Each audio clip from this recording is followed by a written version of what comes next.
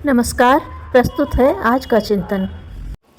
श्रम और बुद्धि की जो सामर्थ्य व्यक्ति को प्राप्त है, उसका उपयोग बुद्धिमत्तापूर्ण इस प्रकार किया जाता कि शरीर की सुरक्षा बनी रहती और आत्मा अपने महान लक्ष्य को प्राप्त कर सकने में सफल हो जाती। किंतु होता विचित्र है, जो बुद्धि आए दिन अनेक समस्याओं के सुलझाने में, संपदाओं और उपलब्धियों के उपार्जन में पग पग पर चमत्कार दिखाती है, वह मौलिक नीति निर्धारण में भारी चूक करती है।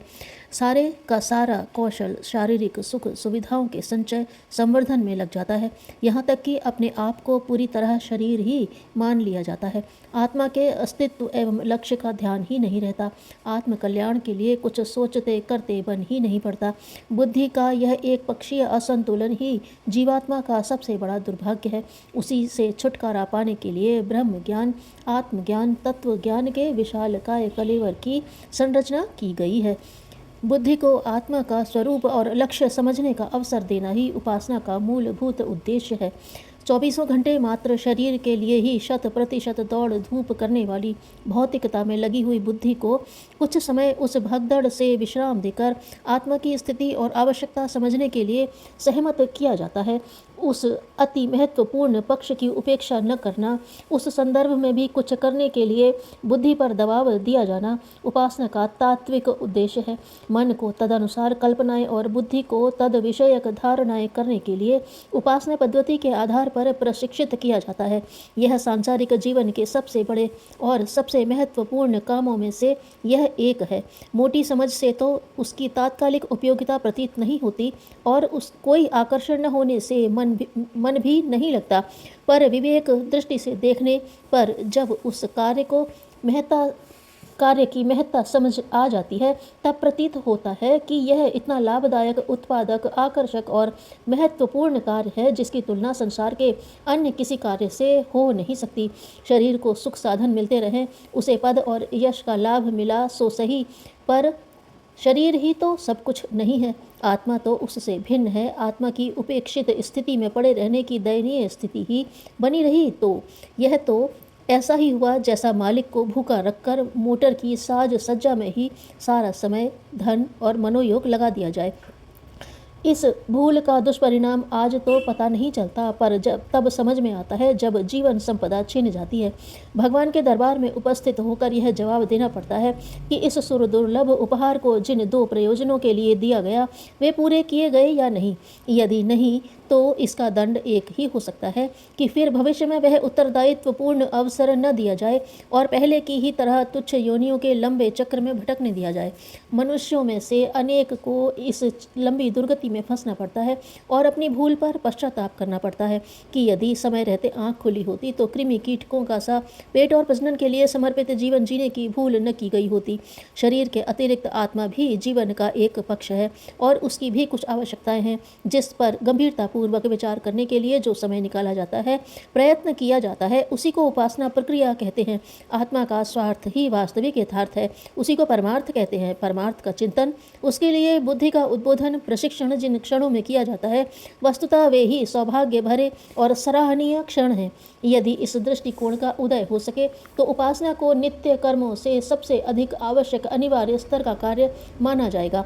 भौतिक जगत में शरीर के लिए आवश्यक सुविधा साधन भरे पड़े हैं, उन्हें उपलब्ध कराने के लिए पुरुषार्थ करना पड़ता है। ठीक उसी प्रकार एक चेतन जगत भी है, उसमें भरी हुई संपदा आत्मिक आवश्यकताओं को पूरा करती है। शरीर पंच तत्वों का बना है, उसकी आवश्यकता भौतिक पदार्थों की होती है। संबंधियों के शरीर भी भौतिक हैं। पदार्थों की तरह प्राणियों के शरीर भी जड़ तत्वों से ही बने हैं। जड़ का काम जड़ से चलता है, किंतु चेतना की आवश्यकता पूरी करने वाली वस्तु इस प्रत्यक्ष जगत में कहीं भी नहीं है। उसे उपलब्ध करने के लिए चेतन जगत को सूक्ष्म जगत से ही संबंध साधना पड़ता है। उपासना के क्षणों में इसी के लिए पुरुषार्थ किया जाता है।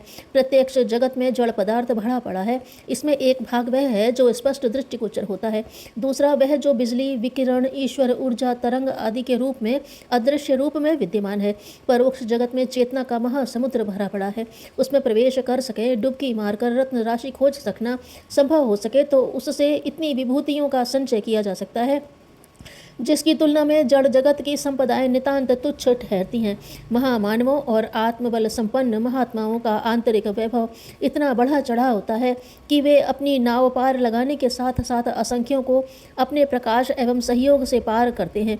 आत्मशक्ति संपन्न व्यक्ति अपनी विभूतियों को लोकहित में लगाने का विवेक जागृत रहने के कारण स्वयं संयम बरतते देखे जाते हैं। इतने पर भी वे दरिद्र नहीं होते। उनके उपार्जन वैभव का लाभ समस्त संसार उठाता है। स्वयं भी लक्ष्य प्राप्त करते हुए कृतकृत्य बनते ही हैं।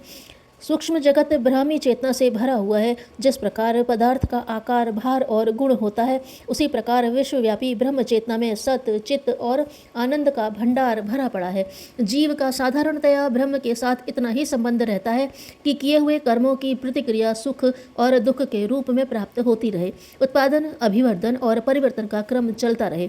ईश्वर का प्राणियों के साथ सामान्यतया इतना ही संबंध रहता है जिससे सृष्टि का स्वाभाविक क्रम चलता रहे और मर्यादा पालन के संतुलन में व्यवस्था में व्यतिरेक न होने पाए।